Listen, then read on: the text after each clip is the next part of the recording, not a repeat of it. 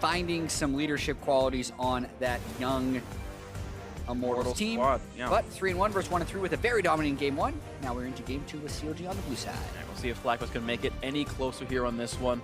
As we start up with Champion Select, and FlyQuest not yet banning Aurelion Sol, but a lot of similar things that are kind of Logic Gaming. Another blue side LeBlanc ban, Kennen banned out by CLG. It has been Val's most played.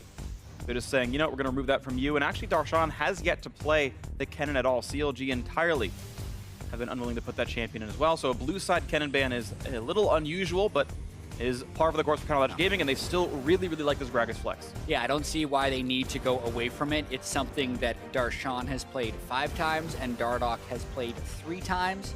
So, what is that? 8 out of like 12 games or Roughly, something. yeah. They're picking it, and that doesn't count the games it's picked against them. So, really want that Gragas on their side, and they get it. They are going to get it. I'm looking at the stats right here. Yeah, they've played 12 games now. You're right. That's the numbers here. Onto this one, Caitlyn going to be maybe the early grab here on the FlyQuest side. Certainly a strong champion. Can suit Wild Turtle pretty well. And FlyQuest statistically have actually done pretty well in the bot lane, but they only went equal in one where they maybe should have had the push lead. Varus, Zyra probably should put the Blitzcrank under turret. Didn't really happen though, honestly. They didn't get much lead out of that bot lane, and so maybe with Caitlyn it goes a bit better. Yeah, and it's such a power pick, it feels like, in the North American LCS. It's also something that Wild Turtle has yet to play this split, and he hasn't been able to be a lane-dominant AD carry for a really long time. So I can see why they do it. They definitely want to keep it away from Stixxay, who basically brought the pick back into prominence back in MSI of 2016. Yeah. So good to deny it from him, but we wonder if Wild Turtle can make use of it. And then also the question could even be, does he care that much about the champion? Going to go actually on the Ashe this one, not go Xayah into a pretty hard matchup. Of course, this is still the overpowered Doran Shield patch 7.11, so you can get away with almost anything against Caitlyn and still survive it, but it will be opting into an entirely different playstyle. Ashe, Karma gonna be the bot lane here. Certainly good laners in their own rights, but when a lot of people were crediting CLG with, you know, the reason they're doing so much better is after doesn't play Karma every game, he's like, no, we're still gonna play Karma. Yeah, I almost want to say I think this is going to be a switcheroo. There's a chance. Even though Hui hasn't played Karma this split, it's still quite strong with the current patch, Athene's patch 7.11, that still has the 20% cooldown reduction and health regen on the passive to just try and bully a mid lane. But it could be another one of these things that CLG leave matchup specific, because for all we know, their solo lanes could already be locked in, or they could just throw 2 totally new solo laners out there, throw Gragas in the jungle and Karma in support. So CLG with as flexible of a draft as possible early on. Absolutely the case. All we know is that Ashe could be a support. Likely. Yeah, Zyra. So we're going to see what comes through here as the bans come in. A mid lane ban, a mid lane ban. FlyQuest certainly need a top laner and a mid laner. Their solos to be grabbed up. Counter Logic Gaming get to counter pick one or use the Gragas at it and have to blind pick the other pretty much no matter what here. Let's see as the bans continue to come through. FlyQuest, one more ban, then CLG one, and then FlyQuest will blind something. And yeah, more mid laners banned away. Talia not allowed for Hui. Yeah, now the question is, do they ban Orianna as well? Because I feel like if they don't, there's a pretty high chance that gets scooped up right away by High. A lot of the reason this Syndra continually is banned by FlyQuest. It's one of the very normal counter picks to it. Time going to tick down for Counter Logic Gaming. Do they care about High's most played mid laner? No, they're going to ban away Rumble and still kind of looks like relish in the fact they want to play a top lane tank. Rumble usually good into those kinds of matchups and can kind of free farm and join into team fights. And there's going to be the early Orianna pick onto CLG. Yeah, we knew it was going to happen. I mean, CLG also generally knows it's going to happen, but they're okay with that pick. It's not like High has found incredible success with it. 2 wins, 3 losses so far. It's better than their average win rate, to be fair. True. And you know, as far as contrasting with the rest of FlyQuest's ability to win games, it hasn't been great, but not really that important. It's also, stats with a sample size of 5 are not the most compelling as well. Yeah. He has never played Ashe all split. How could he do this? Yeah, I mean, it's not like there's been much change between Orianna in spring to summer to playoffs. So even with 22 games, his win rate's about 41% on it. So it's his most played pick, but not a super successful pick for him. Yeah, definitely agree. And this one, Reck, going to be the pick here for Counter Logic Gaming. Blind pick in a top laner. They're going to put Gragas back again into the jungle. This time around, not going for the Jace. And now to pick their last thing, he pressed the letter A and went around with it. Ahri going to be the pick into Orianna. We've seen that one plenty of times right here. Seems to be pretty common to play the Ahri on that side of the matchup. And CLG have put their lineup together. Who's going to counter the Renekton? It's going to be Jarvan in the top lane for balls. Yeah, really like Jarvan in top lane, especially with stuff like Galio or Orianna in the mid lane that can combo with his Cataclysm really well. So I do like the team fighting that FlyQuest has put together.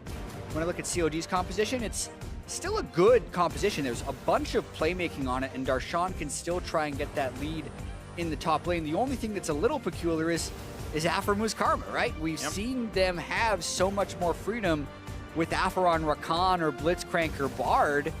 None of those things are banned away this time, but just against Caitlyn, I guess, doesn't think he can make those same type of plays and is just going with the push lane. Looks like they want to, yeah, exactly. Have a push lane priority. It's going to be a very interesting 2-on-2. Pretty close matchup overall, and Karma in general is a team fighting champion, so it does match up with what Ari wants to do as well, which is get into those 5-and-5s and engage them. So we'll see if that comes through nicely for CLG. Changing up styles a little bit. Maybe they decided, you know, we're getting early leads. Let's have a more aggressive comp where we can dive into them or something, you know, have some extra tank stats with a melee top laner. I don't know what the call was, but it's the comp they want to run. They had options. They went for this one here with the Ashe Karma in the bottom lane. Counter Logic Gaming and FlyQuest heading into game 2 right here. 3-1 versus 1-3 match records so far. FlyQuest, the 4th place finisher. CLG 6th from the spring split. CLG having a good summer so far into this one. Darshan credited for a lot of this power so far, and on the Renekton going to be some more, you would hope for his sake, lane dominance in this top lane. And the Ashe Karma bot, we'll see how well it can go to get ourselves into game 2 as FlyQuest hope to tie up the series in this BO3, or we'll see if CLG can make it 2-0. Here we go. Absolutely, and we talk so much about the spring to summer roster change of Dardoch, but we pretty much never touch on Wild Turtle going to FlyQuest from TSM, and how Altec was essentially the 6-man AD carry and is now, I believe, moving over to be a 6-player AD carry for Team Dignitas. So the idea with Wild Turtle, and everyone is really happy about the idea, is they play so aggressively, they make quick calls. Wild Turtle will fit in so well, much like when he was on Immortals and they were super aggressive and he got first team All-NA LCS AD carry in the spring of 2016. But it hasn't been the case because the whole spring split, they've been getting pushed in. Yeah. Wow, and he's actually going Doran's Shield Caitlyn, which is almost never the case. She's one of the few champions that actually still goes Doran's Blade. Yeah. But Karma Ashe is a strong lane, so exactly. Like, I can see it against the Karma being the right choice because I think you'd actually lose your lane pressure if you end up getting poked out too much by Ashe Karma. Sure. It's interesting. Also, even going Warlord's Bloodlust is a bit atypical as well, especially since Caitlyn normally buys double Zeal. You kind of want some more attack damage in the build. Whatever. Either way, it's a very defensive setup here, and it's going to be a lot of lane power. I mean, these are the best options you can get for the laning phase, and if your power is all in laning, if it's really what you want to win, that is the optimal choice for that. Yeah. One thing I like with Warlord's Caitlyn, and I think I saw Apollo doing this when he had that hard carry Caitlyn game, is once you get the double Energizer build, which is Infinity Edge with Static Shift and Rapid Fire Cannon, you're having that basically 800 range auto attack, which then speeds you up because your Warlord procs, and that kind of allows you to get back into range for a stronger team fight, which is what I like about it, even if it's a little less damage. Yeah, Rapid Fire Cannon definitely has good synergy with Warlord's Bloodlust, and again, you expect to see that out of the champion. And we'll see what comes out of this one. Raptor start for both of these junglers. Looks like pretty minor leashes on each of these sides. Moon and Dardoch now both starting in the red buffs, and they may go to opposite sides of the map as a result. We'll have to see. Darshan seems to have the slight early push lead against Balls. Getting the last hits here, and next minion means level 2. And we'll see if he finds much of a trade there with that one. A little bit more poke at Aphromu, and level 2 is going to be after 3 melee minions here in this wave on the bot side. Neither of these lanes really have much all-in power, just means maybe a bit more poke comes out of the Zyra. And we're actually going to get all the farm right here. It's actually FlyQuest who have missed out pretty severely. Only getting 8 of the first 12 minions. CLG aimed for perfection so far. Moon gets revealed by a hawk shot, so now you can really easily surmise the entire jungle route. They actually know it had to have been Raptors red-blue. That's the only way to get 8 CS in level 3. And on the go is more trades in the bot lane. Nice headshot by Wild Turtle. Heals up. Out he goes. The Flash Cocoon, though, he knew he was on the bot side of the map. Why is Huhi on the bottom side of the lane? First blood comes through. Nice pickup by a Moon, but Huhi should never have been on that side. Yeah, really surprising play by Huhi there. I thought he was going to cheat down towards his Raptors and then ward the brush in the river, but he did neither of those things. Also cheated to the wrong side of the lane, and Moon punishes him. They had all the vision they needed to. They hawk-shotted it, pinged it out, but Huhi gets picked off. All right, well, a mistake out of Huhi. Unlucky for him, and FlyQuest actually getting some early leads that they would like. Moon was pretty ineffective last game. Certainly out-jungled by Dardoch, but this time around gets himself a nice gank. Lands a stun, lands the first blood, and kill went through onto Moon himself, so he's got to be the one to snowball this.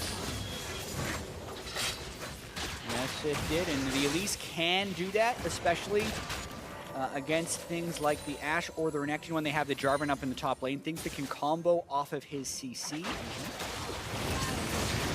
Good damage on Afro. Ignite popped as well, maybe a bit premature. He wasn't quite in death range, but it's more damage onto him, and you're starting to see that the priority on lane prowess from Wild Turtle Elimination is paying off for themselves. Now Stixxay going to be a bit alone under turret as Afro is recalling. Yeah, and Moon's going for the big play as well. We mentioned trying to snowball the game. Boots mobility immediately upgrades his refillable to a Hunter's Potion as well. So he will be full health for the ganks. Might just try and make a repeat on Hui here, but now there's a flash discrepancy, so much harder. Yeah, that's true of the case in this one. Here we go, looks for the Plague, gonna land a Charm, flashes away, looks for some damage, has to come in for Dardoch, but a ward sees him, and Moon says, I'm not gonna go for that play at all, let's just get away from this one. Hui down 2 summoners for the attempt, and gets some damage in a high, but trades almost equally anyway. Now Dardoch chunked down to 2/3. Cocoon's gonna land on him, bit more damage to follow through. Moon really wants this one. 200 HP left on Dardoch. The trades continually being won by FlyQuest. And here comes the Karma gank and the flash to get the damage across, but he can jump right over the wall. Repel gets away from this one. Another Charm, actually gonna pull Cleanse out of high. Very aggressive set of jungle paths right here, and Moon has Smite. He can play for this. He's gonna get it. Little one, still worth a lot of the experience, though. That's what Dardoch's going for, so they double jungling on opposite teams for the Raptor camp. Look out, Aphromoo, though. Ooh, nice prediction right there. Saw him going into the brush elimination. Gonna dodge away the Q. Good damage on Aphromoo. 200 damage down there, earns plenty of money. Yeah, and this early game for FlyQuest, much better than what happened in game 1. The gold's still pretty close because they haven't converted as many kills as Dardoch did in the first game, but Moon definitely making his presence felt with these early games. And Knockup's gonna land on this one. Look at the damage output under Darshan. Yeah, Flash out of wouldn't have killed, so good preservation by Balls not to burn the Summoner spell. Now Darshan still has TP, so it's not gonna be that catastrophic. But Balls can maybe freeze a little bit here with how big the minion wave is. Yeah, well, Balls had gotten the buy off with his Doran, with his basically 3 items he had to Darshan's just Doran Shield. He will be flashless, but because they both burn TP, he's going to be able to shove this right into the turret and kind of reset the lane. It's just he's much more vulnerable to a gank now. The case, and we'll see if Moon can get to this side of the map. His Krugs are available. There are camps to clear, but for now, the Moby's Rush Elise is going to clear on his bottom side. Right now, the farm is pretty far apart between those two, some of that being the Raptor's steal. But the gold, despite the first blood, only 100 apart. So Dardoch has actually farmed 300 gold more than Moon has, making this game a bit closer. Still 500 lead for FlyQuest. Some of that credit goes, of course, to their bottom lane with a 7 farm lead right there.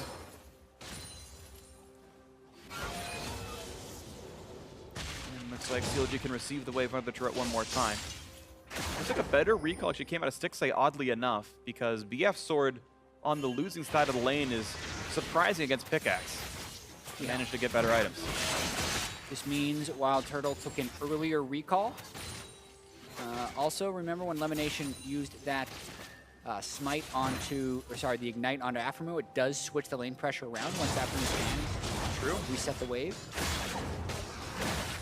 He was able to potion back up. It wasn't so bad for him. Now, top lane continues to trade. FlyQuest, though, still holding on to the 700 gold lead. Feels pretty good for them. The Jarvan into the Renekton has been holding pretty nicely. Darshan out of potions. Has to rely as a kit for sustain. Balls just chugs his last corrupting potion flask as well. We'll see what comes in as Dardoch looks to make for a lane gank. Shouldn't have been seen. No one pinged it. They're trying to call Moon's shot again here, knowing that it's a flashless Renekton pushing up. I wonder if they're being a little too obvious about it. Not much to lose. Only his red's up. So it wouldn't be too bad, and thankfully for him, Moon's not on his side of the map. Arrow's gonna land. There's the stun right there. A lot of damage on Lemon, forcing the flash. Nice play by Stixxay. Yeah, Aphromoo doesn't get in range to ignite, but they do get a flash no heal out of Wild Turtle. Dardoch's still up here, but there's no release to be found. And again, there's only the one camp. There's not a lot of time he's losing now. He's going to land the body slam. There's the engaged stun, and he tries to predict with the explosive cast, but Balls waits it out or was stunned or one of the two, but either way, the prediction this time around doesn't go right for Dardoch. Yeah, it might have been Darshan chaining the stun, but it could have been rather clever there. Either way, Balls gets out of there with Dust Snap and Flash, but teleport down, and since no Elise did show up, they're just expecting Elise to not be there. They might get this turret or a lot of it. And this time around, Moon finally gets the read and says, okay, he's still not wearing a red buff. There's no way he cleared it with how long he stayed up in the top lane, and he can take away this entire bot side jungle. But 3 jungle camps is not as good as first turret right here. Dardoch making the call to stay top lane to say, you know what? Moon's probably getting rid of this all, and they're going to get just enough damage that even with that minion dying, they should knock this down. And a big chunk of gold, 375 apiece into the top lane. CLG ties up the gold. Yeah, and to be fair for Dardoch, he doesn't need to call the counter gank there because a level 7 Renekton lives for the 2v2 with his junglers. So as long as they can get the jump on 1 or 2 people, they're most likely to end up winning right there. So they just end up going for balls, they get the large amount of brass off, and they take down the turret. And Moon actually doesn't go for the entire jungle clear just yet. He's going red buff into a quick Cloud Drake pickup. I would generally value Cloud Drake higher than Raptors myself, but we'll see if he can get more out of this one. But Moon actually going back to his own jungle because he went Mobies and he went Hunter's Potion, doesn't have a Sight Stone instead. Like you can see a Tracker's Knife being an item for someone like a Gragas, as you're seeing literally right now for Dardoch. So Moon with no deep wards doesn't actually go for any other jungle clears. Doesn't take away Raptors, doesn't take away Krugs. Again, Cloud Drake's still fine, but unable to actually take more of the camps away from Dardoch. Yeah, so goal between the junglers themselves is going to stay really close. Since the first turret gold was shared between Dardoch and Darshan, it's going to help him catch up. Also got to point out the builds changing between the games. 2 games in a row, Dardoch's played Gragas 2 different jungle enchantments to be found. When they have the Jace top lane, they have a huge damage deal in the top lane, therefore they wanted to tank out of their jungler. They have a Bruiser top lane this game in Renekton, so he's going to be going with Runic Echo's Gragas for more of a burst damage threat. I like being able to switch up your jungle enchant, especially on the champions that are good with both, based on the team composition. Yep, totally smart by him, really nicely done. Dardoch wards over the wall to see if Elise might come by later. Of course, he knows the Cloud Drake is dead, but he's going to grab Krugs for himself without too many worries. Moon sitting on a control ward, going to hope for a gank. They ping out where there is a ward that Dardoch had placed, but I believe he still got seen. There's the ping, and either way, he's killing control ward, so that's now really obvious. Now goes Moon on this one. Just going to take away some more of the vision around this side of the map, but will not find any invades. A lot of time lost. Trap's starting to take a chunk out of this lane, though, and they are definitely getting pushed in pretty consistently. If any one of those Zyra roots lands, it can easily be chained with a trap and may even have kill threat on the Karma or the Ashe. So very difficult time in the lane for CLG. We'll see if they can turn this one around. Right now, it's just farming with a pretty close number. It's -5, and you can see the Turtle's not yet going for turret auto attack. So it's very, very small chips coming out of the turret just by a few minion autos. Turtle's still 4 points in Pillar Peacemaker so far, has not yet switched to traps. As we saw from, I believe it was Cody's son, or it was Apollo yesterday on Caitlyn, it was 4 points Q, and then you start maxing the traps. That might be the same here for Turtle, we'll have to see. Dardoch just gets a ward down to track Moon sometime later. Otherwise, not going to do much. And in fact, just now, hey, the Wolves are fighting something. Looks like Moon's on this side of the map. Yeah, I feel like as far as Caitlyn's skill orders, a lot of it just has to do with how early are you killing that first turret. Because the earlier you do, the more you just start putting it in traps. As soon as you're sieging with 2 or 3 people, you want as many traps as possible. I even saw back at the World Championship last year, Forgiven would do sometimes 2 points in Q and then max traps because they were just winning lanes so quickly and so easily. Yeah, you get max trap by level 9 at that point, and sure, if you just get in the team fights, then it's going to be fine on this one. 200 gold lead for FlyQuest, the Cloud Drake in there as well, and we've still just got a holding pattern in the lanes, waiting for more to break into this one. High with the push lead and the couple dozen farm advantage over Huhi as well, as they're just mostly trading back and forth. And you can see High tries to predict which way Huhi's going to walk for the command attack, doesn't quite get it. Doesn't mean too much regardless. A little fight down here. Is Dardoch going to be attacked by balls? Lands it slow, lands a bit more damage, walks right back out. High is around. Here comes Huhi. Darshan coming as well. Going to flash away from the charm. The attempt of one anyway, and there's a flag and drag to get away. Dissonance to buy a bit of speed as well. Afterman going to fight back after fighting Moon for a short time. Of course, at least wins that fight. So Afro is pushed out. Still good testing, but that is dangerous. Early smite, but no skill shot steal. Yeah, lots of really pokey skirmishes here where no one really wants to fully commit. I mean, Huhi himself is sitting on 2,500 gold, High sitting on 2,700 gold, so neither of those mid laners are really strong enough to go for a play. The priority in laning phase pays off for FlyQuest, so even though it was maybe a bit weaker in the late game, it doesn't matter here in this case. Doran Shield and Warlord Bloodlust means turret goes down. Here comes maybe a top lane dive as They're going to pop the ultimate with Darshan. He's going to land the empowered stun. There's body slam and not explosive cast just yet. Cataclysm comes across, jumps back out of turret range. Going to stay safe for now. They switch out, goes back in. There's the kill picked up for the flash to keep them all safe. CLG really couldn't have played it much better. Out they go.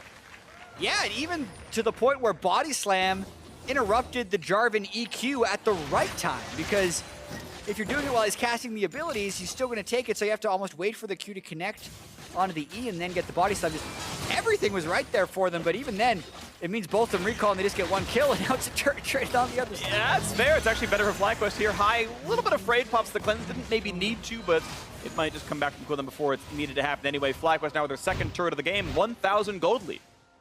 Yeah, I mean, a gorgeous dive considering the circumstances. Darshan takes aggro right away with Renekton, who has the largest health pool. They then get blocked in Cataclysm. Flasks out. Or rather slices out of Cataclysm. Yeah, that was really nice. It was explosive cast, actually. Body slam was the engage tool. It's what he tried to do last time, where he cast through the air, and you're like, oh, but he was predicting. This time he got it right. And it pushed him in the Cataclysm wall, so he didn't go too far. But yeah, I mean, and again, as you mentioned, the slice out to drop turret aggro, put it back into the Gragas. Let's keep fighting. I mean, certainly some really good stuff, and the skill shots all used very well. Now, FlyQuest, though, again, we can wax on about how it was a nice fight for CLG. FlyQuest got the better. They took down mid lane outer turret. They roamed down to that lane. Well played by them. High's got a farm lead. Wild Turtle has a farm lead. They took down the bot lane turret themselves. FlyQuest winning on the bottom side of the map. Yeah, absolutely. The Caitlyn paying its dividends right here. Even if it wasn't lane dominant, it was still Caitlyn. Yeah. It was still Caitlyn Zyra, and they still had the lane pressure later on in the lane to take the turret. And COD trying to get that back with Renekton here, and it's kind of like a short-term versus long-term reading right there. What's going to be better? The kill you get on the Renekton over the Jarvan, is Darshan really going to be able to make a difference late in the game with that matchup when Jarvan's just building a bunch of armor? Versus that mid lane, which will make a difference later in the game, as well as have a larger upfront gold. So far, so good. A little bit of play on this one. Shotgun going to hit only on a support, who he has one more charge. The ulti comes in for the dive. They're going to land the stun onto Zyra as well. Flash for almost nothing. Elimination. Likely to lose his life, but actually able to walk away with it, so that's worth it. Now, meanwhile, a counterattack trade as Moon dives in with the rest of the squad, and Balls picks up one. But a double kill for Darshan. Explosive cast from downtown picks him off. The fight still continuing on a 3 versus 2, and Darshan will not be refrained. The flash over the wall. Stixay wants him to take it down, and Wild Turtle wishes he could do that and stay alive as the ace comes through. 6-3, Counter Logic Gaming. Smash that fight +3.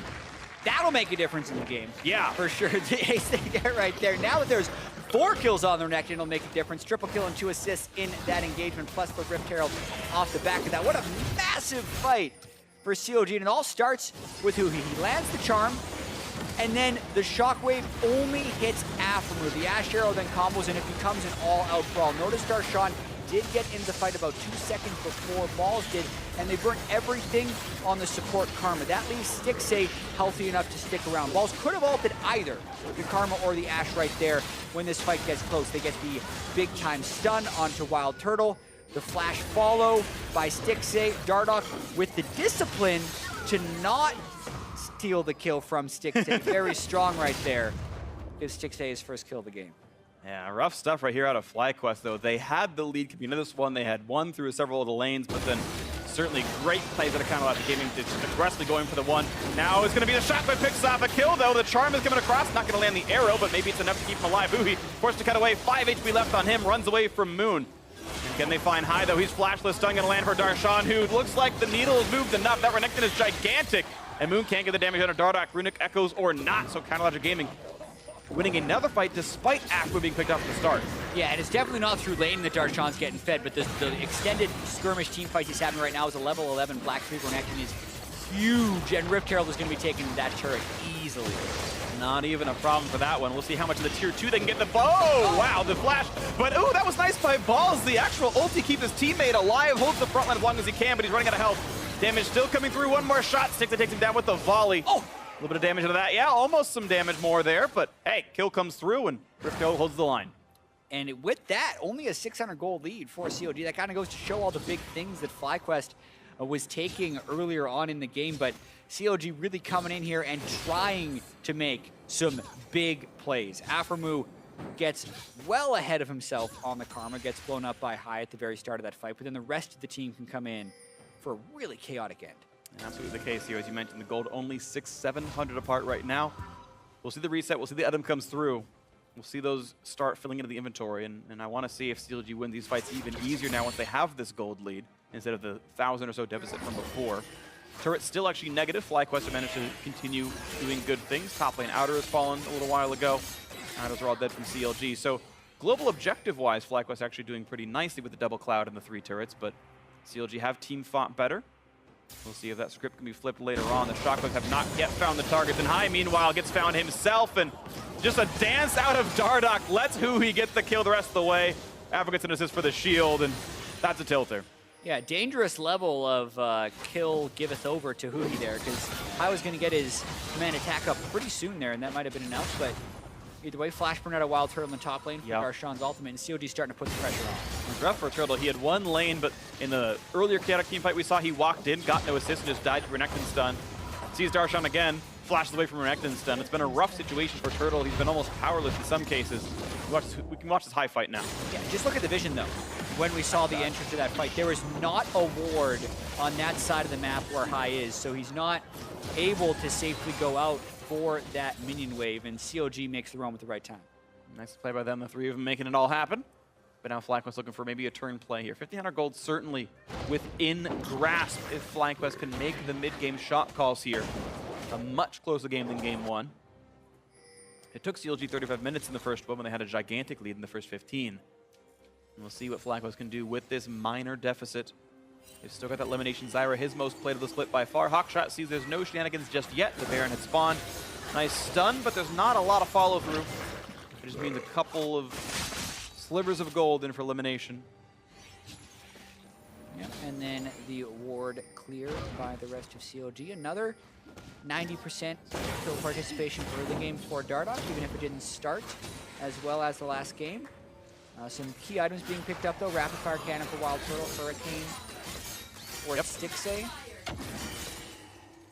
I want to mention a quick interaction with Hurricane with Ash. I've seen it mentioned as a bug report before.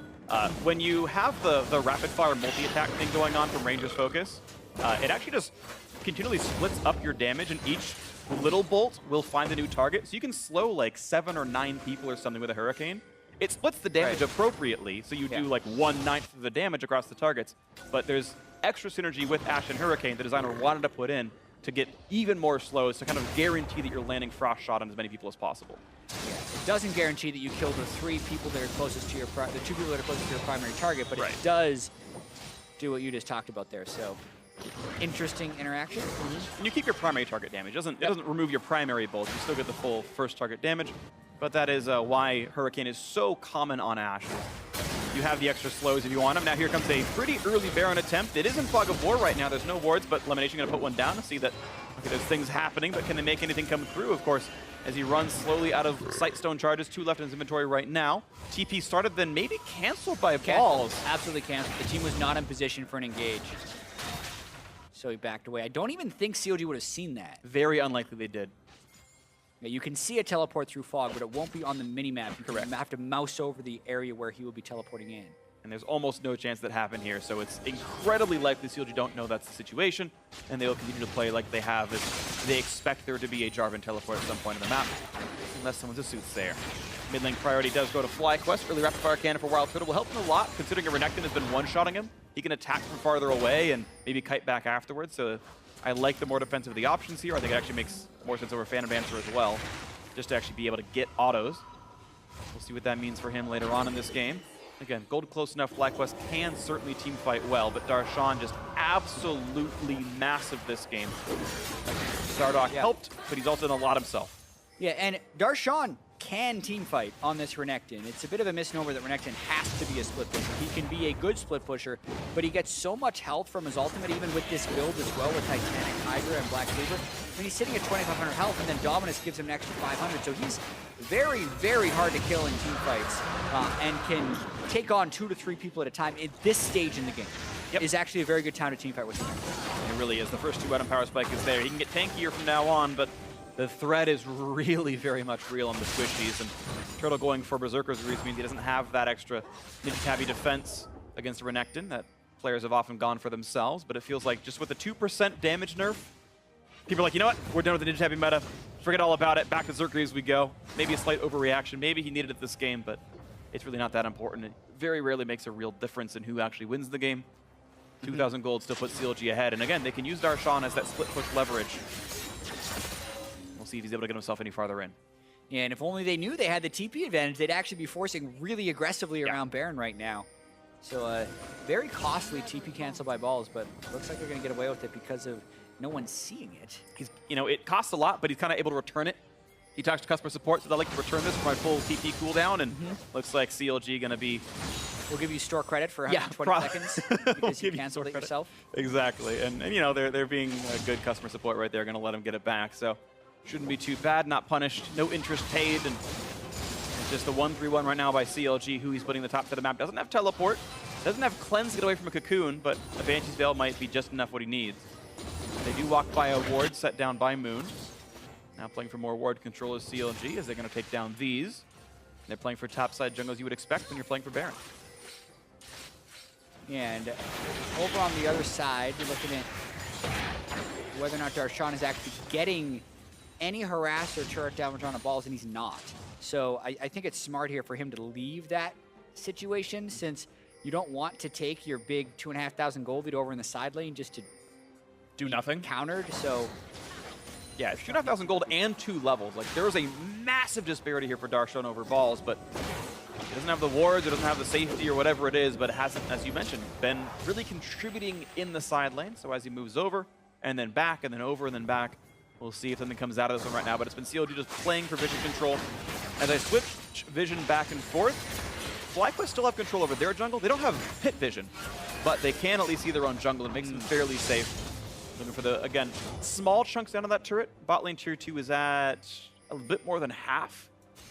1,800 to that 3,300 HP, so it's slowly going down, but it feels like, I mean, certainly a Jace would be faster that way. He's ranged, it's easier to auto-attack things, but slowly but surely, gonna knock that down. CLG just sitting on this 2,500 lead. There's a shield. Stixxay's fine. Yeah, changing styles a little bit, though. Watch Huhi here. He went all the way through the river, waiting for Balls to use his EQ on wave clear, and then he's going to go in. And there's the kill underneath the turret. They use the 2-level lead final this time around to get the kill coming through. No magic resist on that champion, and finally to make the play happen. Nice call, nice move out of Huhi, and whoever coordinated that one, well done. And finally, bot lane tier 2 falls. There was a really long setup to that play. The way Balls was holding the turret without taking damage was by expending his Q and E cooldowns on the back wave very quickly, and then just getting autos off under the turret. So what happened there is they waited for him to use QE, then Huhi just dashed in with a Renekton stun and got the charm for a one-shot. So very well played by CLG. Now they play around this chance of a Baron steal, though. They've got the control ward down. They're trying to get rid of the vision as best they can. It's a 5 versus 4, but Moon is alive. He has Flash, he has Repel, he has Elise. It is possible to steal. Zyro put down for vision, and they are pretty much out of options. Huhi waiting in the wings, looking for Wild Turtle. He is in Fog of War. And CLG hoping for, there's the everything, and Turtle does get away with it, though. The QSS, time well enough, explosive cast brings in Elise. There's nowhere much for Moon to go. His life bar is waning, but he's going to be all right with this one. A quick summon heal, quick shield, and here comes Balls in the back line, forcing him to flash out. EQ over the wall, but he is by himself alone. The team not there to follow up. Huhi going back in, cutting back and forth. 2 kills picked up, as Turtle goes down high, makes it a 3rd death, and now it's just a couple of squishies left alive, and a double slow comes in for the volley. Flash away for Moon, and Lemonation's got nowhere. He's got no kingdom left. He's bad. Insurgents come in, take it away. The Lemonation has fallen. A new government here to rise up as CLG look for Baron again. And if you're FlyQuest freak, you gotta hit your skill shots. Balls flashes in, EQs the air, and then tries to ult, but doesn't have the burst because he hasn't reduced their armor with his Q or knocked them up with the E and Moon. They see him. The lone survivor. This shouldn't be much for him to do. Here's the Renekton. There's the explosive. Okay. But with the Repel down, he can't get over. His flash is down, the code is down. He can't steal. There's no possible way. The skill shots actually don't travel over walls, so Moon could not steal. And Baron actually going to be last hit successfully by Darshan. What can't he do this game? No assist for that one, but Huhi on a rampage. Can't die? No, he hasn't died yet. He can do everything else in this game. Watching this play one more time. So much patience right there. There is a QSS, but they blow so much damage in the Wild Turtle, he can't be involved in this fight. And then they're actually pretty low, and with that shockwave catching Dardoch, you really wonder if he's going to be able to stay in the fight. But after this, Balls jumps in his Jarvan, misses the EQ, which is why he doesn't have the burst. Then the flash in by Stixxay's Ashe at the end of this one really allows Huhi to flank around the side and get those kills. And there's the kill on the final one. So yeah, that was the 4 for 0, and it was very close, but it was a good juke by Afro to not be knocked up and not be taking any damage away from Ball. So 4 times the kills, CLG. A slower start, but the same lead they had in the previous game. We're almost 30 minutes in, and they've got almost everything they need. Just not as many Drakes, but an Inferno coming up in 15 seconds means they're going to pause on the siege and grab that as soon as possible. And it looks like no matter what, when they kill it, it's going to be Elder Dragon next spawn. Pretty much right at 35 minutes. Yeah, these are the most frustrating Drake spawn games where you're winning the early game and you're like, yeah, man, we got Cloud Drake, a Cloud and a Mountain. I'm so happy about this. And then you lose control of the game and immediately it's an Infernal Drake the other team gets. And now they have 8% more attack damage and ability power bonus than you do. Yeah. It happens. Yeah. You lost control of the game if you wanted to get the Infernal Drake, but... Yeah. Well, yeah, I mean, that's part of it as well. But you're right. If those were Infernal Drakes, maybe they control it a bit better. Cloud Drakes, I think, pretty weak early. And I will admit, as much as I love Cloud Drakes, Infernals are stronger. Yes, they are. And CLG getting the better one now that they have. Are you sure? Are they? I mean, so... I'm still skeptical. So... I don't know if you're partially trolling, but there was a nice analysis piece brought up by Tim of Oracle's Elixir, who basically did an analysis essentially on what causes wins, and Cloud Drakes were actually second best, but Inferno was first. Mountains were actually overrated by players and was actually had the least correlation with winning games. So Mountains may be a bit overrated, but either way, yes, Inferno super strong, Cloud better than you think, and either way, CLG better than you think maybe as well here in this one. 16-4 in kills, up 7,000 gold, looking to siege down the mid lane. Yeah, and they still have so many ways of initiating. Afro is maybe dead. Oh no, he doesn't have flash. He's just gonna die. Oh, he's gone down, and a Wild Turtle guns him down in broad daylight.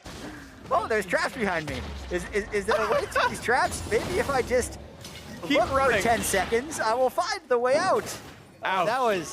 That's a whoopsie right there. That's a little awkward, but still to get top lane turret for it. What a trade of objectives! Wafamu baited the team over to the mid lane. They could do no wrong. Oh man, I almost want to replay that. That was really. Either way, they're going to try and keep their split push pressure up, but they don't want to get engaged on without a Karma to help them. Basically delaying their push. They might try a dive anyway. Here we go. Oh, there's a body slam. Goodbye. Kill picked up. 4v5. They don't need Afro move. QSS doesn't mean too much. Doesn't flash away. Shrug by some time. Doesn't matter, though. 2 kills picked up underneath the turret. Knockup is through, though. And they're going to take down Huhi if they have the damage, and they do. But the trade is there onto Balls. The body slam that follow through. They're going to knock this one down. High is gone. A double kill once again for Darshan. 9-0-4. He is unkillable. That was 4v5 as well. I mean, Alpha was gone after getting soloed out by Wild Turtle, so CLG playing with a ton of confidence. And Darshan is out of control this game on the Renekton. Still Dardoch having a good game himself. It just feels like it's flasher from Darshan. Certainly some good stuff out of the Gragas, wearing a Fnatic jersey on his skin. He's got a championship cup in his arms, and maybe CLG headed for it this split. That's a bit of a threat we're going to see as they go for the Nexus kill right now. Darshan is ignited. He's taking a turret shot, and he's going to die. The Immortal is down, and Darshan is going to lose his life. And looks like there's not enough time to win the game now, as they're going to clear out the minion waves and just walk away. But a turret for a kill, not too bad. Bearmuff is down. Stixxay is actually massive as well. 3,500 gold is inventory, as well as the 3 items he already has purchased. The teleport in, though, trying to turn this around. Oh, it's a 4v4 as Moon is dead, but missing Darshan. Maybe better. There's the chase down. They picked up one. Stixxay trying to kite away. He's got the life too, but it's not enough as Balls does pick up the kill, but he's going to lose his life for it. Flattened down as now High wants to be in the mix, but he's not going to kill a tank. So another, looks like a 2-for-1, 3-for-1 in favor of CLG as they took down Balls, Turtle, and Lemonation as cost for just Stixxay. The Ash Arrow flashed forward right there, and Afro's dead again. He's just, all right. Karma is not his champion, man. Yep.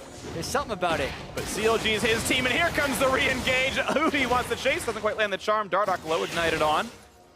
And it just kills at the end. They're just giving us championship point or scores. They're giving us fantasy points. Shout out to everyone who picked up members of CLG. They're going higher. They really are. They lead the league in kills, and I think that's going to continue with the way they play. They also have a bunch of deaths, usually, but this game only 9, so keeping it in single digits for now. 6-1-11 on, or 6-1-13 on Stixxay rather. I mean, everyone on CLG here is going off. They are absolutely huge in this one, and it's a matter of time till they close one out. 2 minutes until they meet the record from the previous game they played, which is 35 and change. 33 in a little bit right now. We'll see if they wait for Baron if they try to close it out. Only one negative turret remains, but there's still inhibitors standing on the other sides of the map, and CLG relied on triple inhib last time. We'll see if they do again. The team respawns, sticks at level 17, sadly now has a death, and it's now only Dardoch. Unironically, the former Immortal who has not died in this game. His only died, was it once on Gragas this whole series as well? I mean, Yeah, I believe he died. He died twice, I think. Yeah, I think he had 2 deaths. 029, something like that. Still playing exceptionally well. Even the predictive ultimates early on onto the Jarvan. It's fine. Trying to set up the waves as well. You can see they're pushing in the top and the bottom lane right now. Darshan about to reach an inhibitor turret. FlyQuest would want to initiate right They can see all 5. Darshan is free to push this turret down right now. The rest of FlyQuest have to run back to their base right now, and of course CLG going to try to keep them company. They still got all 5 there. They're going to lose an inhibitor. They're looking for the engage. They're going to find Stixay, who can't get away with this one. Finds a stun. Here comes Stranglethorns, and just barely kites it out, staying alive. The chase on, and Turtle, nice flash forward, picks up the kill. Meanwhile, they're losing their base to the Renekton. So how much can FlyQuest get before their base falls apart? They're cutting away from Dardoch. Huhi pushing the top side as well right now. So most of the team forced to get back into the base. Darshan putting the attacks down. 2 turrets for a kill on Stixay sounds worth it for CLG, but Wild Turtle, red buff on. He is angry. Not going to get more of those after move backfills the lane and keeps Darshan healthy. Yeah, I think overall worth it for CLG, but a very dicey situation they're playing with there when they're against a Jarvan and Orianna without Flash on their AD carry, with very clearly showing both of their solo laners and teamfight threat in the side lane. So good call by FlyQuest to go, but they really need to get more than one. Speaking of wanting to get more than one, CLG wanted to get something done with a 4v5, just like last time, who he hoped for like Jaren. Charms. This is getting really interesting. I mean, this is a game of chicken right here because they right. get the Baron, but there's a Renekton in their base. There's a Renekton in their base, but he's only got the 1 wave to deal with right now. There's a little bit of time, and Ball's going to recall. Looks like there's no jungler in sight, and that's going to be a Baron picked up by FlyQuest, so a bit something for them. But it's Dardoch who stopped the recall, so Darshan's still pushing, and Asher sent across the map, but it's not going to land. It's going to fly out into another map and hit someone else in a different game. Sorry for you guys in solo queue. Stick is about to shoot an arrow at you. And it's going to be Darshan just walking away, not killing off the turret, so getting very little for himself. But now Moon, a bit alone, finds a stun, finds himself taking some damage, and Darshan suddenly has joined the fray, and Moon is going to be taken down in that one. He's going to respawn in about a minute's time. Baron buff picked up for an inhibitor. I'll take that up on FlyQuest. Now Stixay is trying to solo Elder Drake. It's just kind of a non-stop bit of action right here. It's very back and forth. I don't think FlyQuest has gotten a huge edge, but at the very least they've delayed the game a fair bit, being able to pick up that kill. And specifically the harass that got down to the Huhi was the key right there by Wild Turtle, getting the 1 crit on him, followed by the ultimate. That was really what allowed them the time to get there. All right, so they've got themselves the Elder Dragon as the team respawns, and yeah, FlyQuest with some good plays to get that one picked up and capitalizing on a situation that they had seen for themselves. Now CLG have the double inhibitor down, and of course there's only 1 turret left on the map to kill. It's in the Nexus itself. Top inhib is open. Yeah. And now that they have the Elder Drake, they are stronger than the team with Baron. It's the 2 elemental Drakes being empowered. They're 50% more effective, not to mention the Elder Drake buff that gives them true damage burn on hit, so they're just going to try and power through this. Casper needs a bit of poke and a little bit of time with the inhibitor itself as mid lane has respawned. Stixay wants to stay safe. His flash is down for a few more seconds, and normally you're going to wait until that's up so you can play around Shockwave, play around balls with the Cataclysm and whatnot. Redemption to lock it in for Alpha, who can help keep him alive. Surprised they're not taking Darshan in through the open door on the right side, and instead are using him to run through the traps with. Right, and that's a lot of damage on a half HP right there, and only 1 Ocean Drake means slower regen than the previous ones. Caitlyn's so hard to push in, even when they have the But as you mentioned, they can go in from the side. They don't have to use mid lane. They can just walk in from bot, use that, and hit from the side. They're not choosing to do so. They're playing through the trap. Like any of them are possible. Move away from the traps. Yeah, top and mid are equally siegeable with the fact that they're both missing turrets right now. So CLG finally go top side now. Stixay staying mid, which is a little risky. He can get jumped on, but he's okay. He's staying in the brush. Well, a whole 70 seconds of their Elder Drake are now gone. And Shockwave on Afro's almost dead. Stays just barely alive. Didn't even pop Locket in time, so that was all a surprise on him. Losing the flash, getting away. Root's not going to land just yet. More poke back and forth, and Elder Dragon still timing out. It's basically gone at this point. Moon looks for the Plague and land a stun. They should still wait out the Elder Dragon burn, though. Baron will last longer, I believe, by long enough that they'll get time without it. 1 Wild Turtle auto attack on Hui. Takes 60% of his health. That Static Shiv Rapid Fire Cannon coming in deep there. Yep. And you crit the Static Shiv Lightning, you get the ranged Rapid Fire Cannon, you get the extra charge speed Rapid Fire Cannon. You just don't get cannons damage. That's the only thing you don't get out of it. And we'll see what can come in next for this one.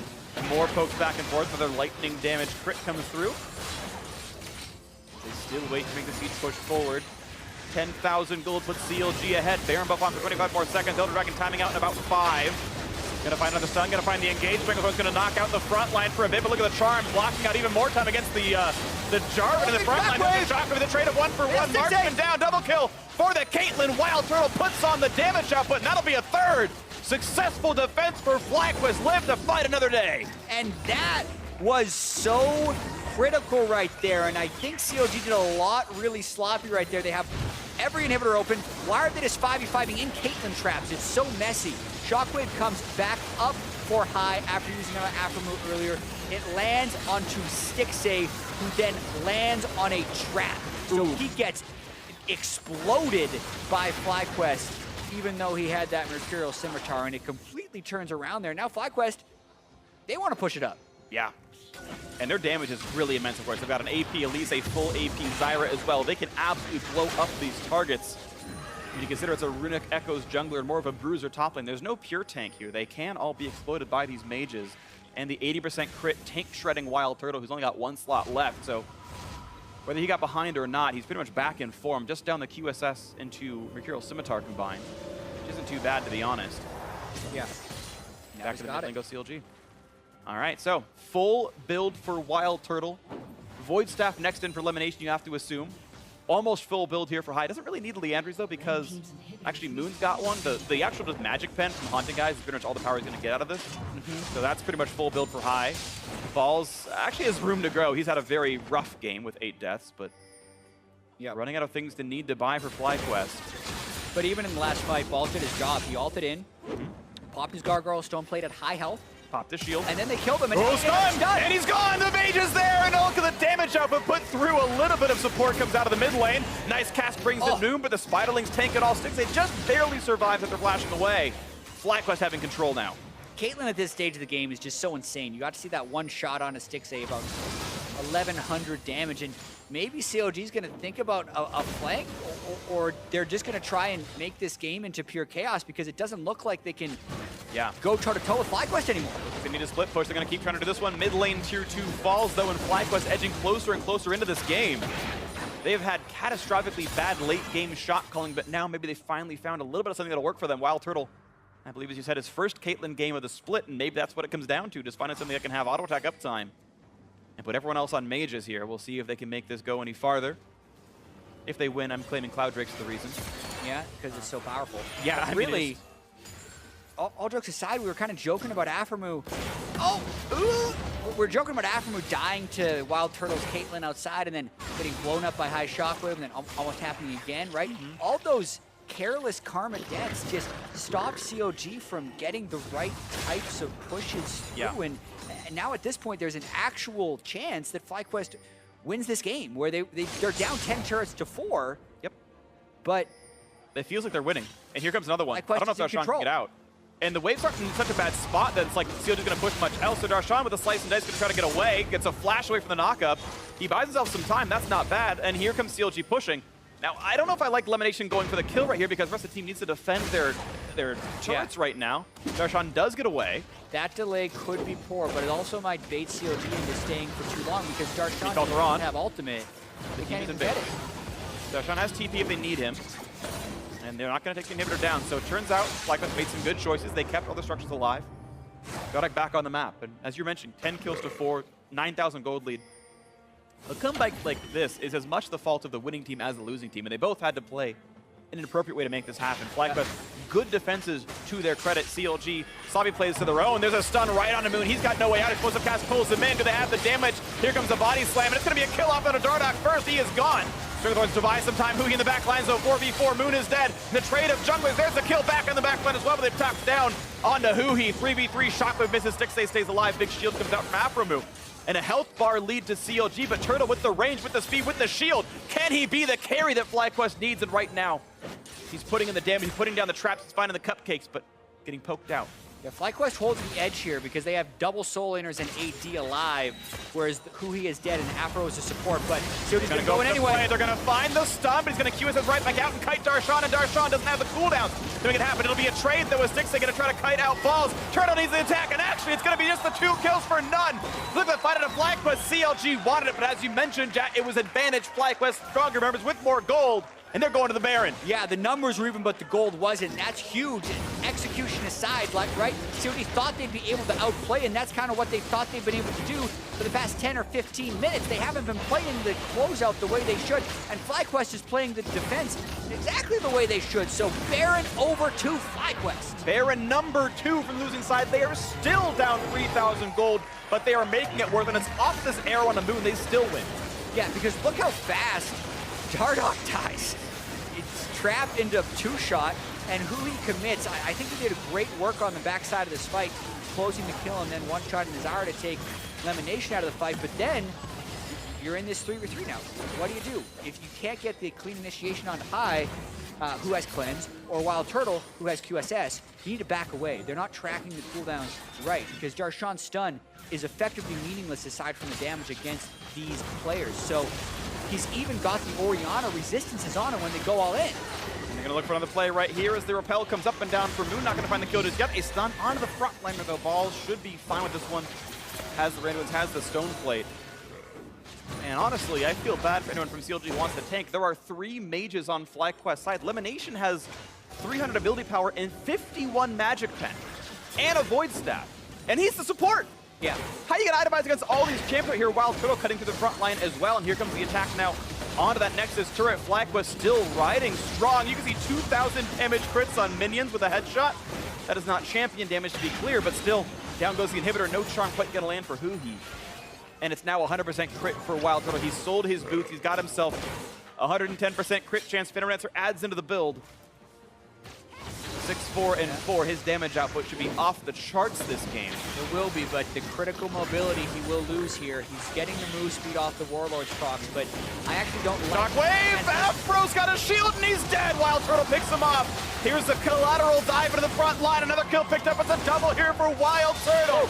FlyQuest needed a carry down to the bot lane, and finally now he shows up into this one. Still sieging now for bot lane. Tier 2, a flash to the moon to stay away from the charm. A stun and a Huhi means not too much. Bot lane's gonna fall. A charm is on a turtle. Oh, nearly goes down. A good locket shield comes out, I believe, from somebody. Huhi just barely staying alive. Finally picked off, but more kills coming across. Darshan trying to pull his weight. But it is the ace for FlyQuest. 3v0 with 30-second long death timers. In the mid lane they go. Oh man, we talked about these games being a little bit bloody. 53 kills, and FlyQuest on the brink of losing the series come all the way back to force a game 3. And they're gonna do it. The gigantic comeback is there. FlyQuest and the power of Cloud Drakes and belief in themselves wins game 2, tied the series. And oh my goodness, this is the team that reverse swept CLG in the spring playoffs when everything felt entirely in the side of CLG. And a reverse sweep in a best of 3 doesn't quite feel as epic, as epic in any way, but when you're down, what was it, 10, 12,000 gold in this game, and then you're winning the second game, boy, that's a momentum shift, because CLG did do a lot of things wrong towards the end of that game, and Wild Turtle did do the carrying down the stretch. Yeah, he did highest damage in the game. Stixxay was second place to him, but certainly big performances there, absolutely. And you got to give hats off to Wild Turtle, who had some really, I'm going to say unlucky fights. His first death, he walked in, instant stun to a Renekton and just died from basically full HP. He didn't get to auto attack more than once. And maybe you don't join that fight, but at a certain point, you're a little powerless, and with a giant Fed Renekton, it is so hard to play Caitlyn against someone who can one-shot you. Yeah. But the peel was, and the thing is, there's no locket, there's no redemption. The Zyra built full AP. He's almost on his own with this one. High gave him a couple command protects, but Turtle, by the end of it all, was able to kite back. 9 kills, only 4 deaths when you're on the losing team. When the other team has 30 kills and you have 4 deaths, that's not too bad. Yeah, towards the end, I think the Orianna shields were playing much more around him, but the beginning of it was just this monstrous Renekton who eventually fell off and was outscaled by the 8-death Jarvan, honestly. Those cataclysms with Gargoyle Stormputter afterwards were huge for FlyQuest. Just crazy comeback. Crazy comeback indeed. Great win by FlyQuest. Now for a deeper dive into that series-tying win, let's hand it off to Dash and Mark. in the end. Thank you very much, gentlemen. A very interesting game. Another game in which CLG gets out to a very oppressive early lead, and yet somehow FlyQuest is able to mount the comeback with many big defensive stances in terms of 5v5s. But what do you make of that? It's a little confusing just because with CLG, we know them to be so aggressive and so dominant, and they had the inhibs down early. They had the Barons to get like an ace. They look great. And then it just feels like they almost kind of assume the game's already over, and they stop doing exactly what they should be doing with their comp and kind of just saying, this should be good enough. Let's group up as 5 around top inhib, even though they have Baron buff, because we're far enough ahead that we should win. Right, there is that kind of feeling that somewhere in that middle, 25 to 35 minutes, as was noted by the casters with the Karma deaths, the unnecessary pickoffs, that there was kind of this relaxed mentality where in their heads they'd probably figured they'd already won the game and that it was just a matter of time until it closed out, and then there was less focus in terms of actually making that happen. And against a high-led team, that's actually probably the most annoying team in like North American history to deal with from ahead, just because they'll always do the weirdest, craziest stuff to try and catch you off guard. Even infamously at Worlds when you had that crazy backdoor attempt. Oh yeah, Samsung Blue, right? Yeah, so like against High's team, they're probably never going to give up. They might throw themselves at you, kill themselves, and end the game earlier, but it's never a lack of trying. Right, and that's the thing. So therefore, you cannot give him a moment to take advantage of your lack of decision making. I do want to roll through some replays here because as it was a long game, which started in CLG's favor, we do have some CLG-focused replays. But I think it's important to discuss how this team has changed with the addition of Dardoch and what it's done for a player like Darshan, who, in all honesty, hasn't had a standout year for probably a full year at least. Yeah, that last replay just proving, in case you ever heard 2 wrongs don't make a right. 2 rights can make a wrong. Darshan's stun stops the EQ combo from Jarvan, so Gragas' ultimate hits nothing, gets out. This time around they do it correctly, super well played, able to stop the Jarvan EQ combo from going off that time and getting out. And that's like what you're saying, just the combination of Dardoch being a really aggressive jungler snowballing for Darshan, who probably the Poppy meta last year sometime was MSI, he had some solid showings specifically on Poppy, but you got to go back 2 years to get to the old Jax carries and whatnot from Darshan that ending the game. Yeah, exactly. And so, but here's the thing, okay, so we get a Renekton built up to that 9-kill lead, and that's where we kind of see that maybe a bit of a falter for CLG and not utilizing it 100% correctly. I do want to pull up another replay. This one's 16 minutes in. Also CLG favor to kind of show us how we got to that power spike. 5 for 2, 3 of which will go over to the Renekton. Nice pick-off attempt by Huhi onto high.